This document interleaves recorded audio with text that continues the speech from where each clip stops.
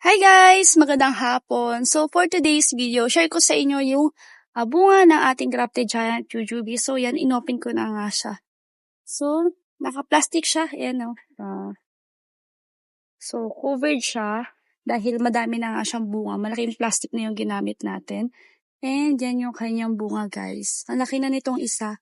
Itong isa kung makikita nyo, nag-yellowish siya. Pwede na siya i-fruit pick. Kasarapan na yan ng bunga. So, yan guys. Napakatagal tong nakabalot. Siguro mga 2 months yan. Medyo matagal din siya lumaki guys. Pero worth it naman yung inyong paghihintay. So, yan yung bunga ng ating grafted giant jujube. So, sa mga nais po mag-avail ng ating jujube, yes, we are legit seller of grafted giant jujubes nationwide. Nagpapaship po kami via LBC GNT, via Lalamove, and we deliver door to door. Kami po mismo yung nag-deliver kapag malapit lang po kayo sa Rosario. Or Lalamove within Calabarzon. Or sa Manila area kapag abot ng Lalamove. So yan guys. Kita ko sa inyo close up. Yan guys yung bunga ng ating jujubes. Tingnan nyo naman guys kung gaano kalaki.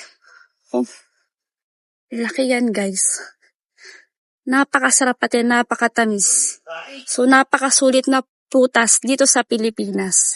As in, hindi nyo siya ipagpapalit kapag natikman nyo siya. Favorite ko ang apple, pero nung natikman ko itong jujube, mas nagustuhan ko siya dahil ang tamis niya, wala kayong matitikman na asin. Tapos napakanipis lang ng balat niyan. Kahit kids, gustong-gustong kainin. Yung anak ko, favorite niya si Kyle, tsaka si Liam nung natikman niya.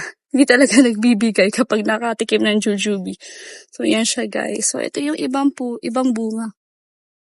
Yan. Malago din ang kanyang sanga. Yan siya guys. Kapag pinuputulan nyo, mas lumalago yung sanga niya.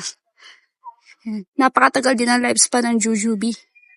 Yan. Kung siya ay mamunga, kumpul-kumpul. Kaya dapat babawasan nyo para tumuloy yung kanyang bunga into malalaking bunga.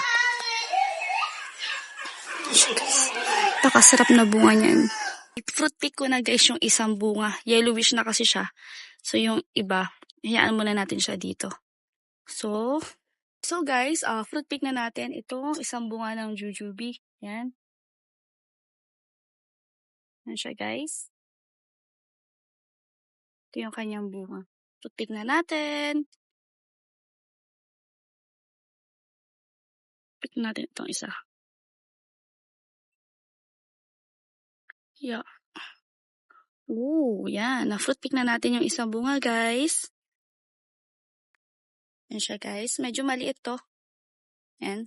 Kasi sabi ko sa inyo, kapag gusto nyo magpalaki ng bunga ng jujube, magtira lang kayo ng isa. Pero pag gusto nyo naman lahat siya palakihin, hindi naman siya lalaki ng pare-pareho ang size, sabay-sabay. Merong matitira na maliit, meron naman na malaki. So, yan siya, guys. Under the tree of jujube. Ang tamis.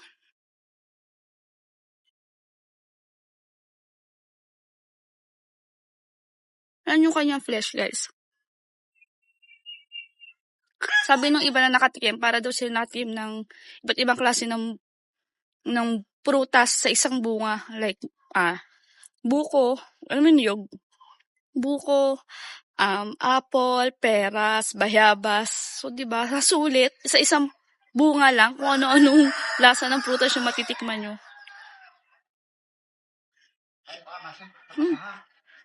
Kyle! Come here!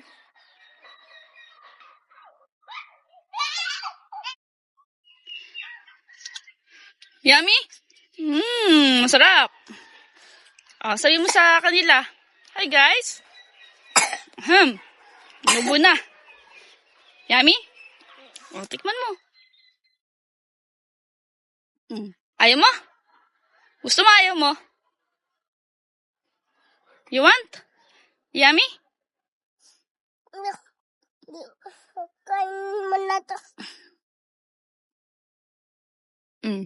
Bigyan mo si Liam.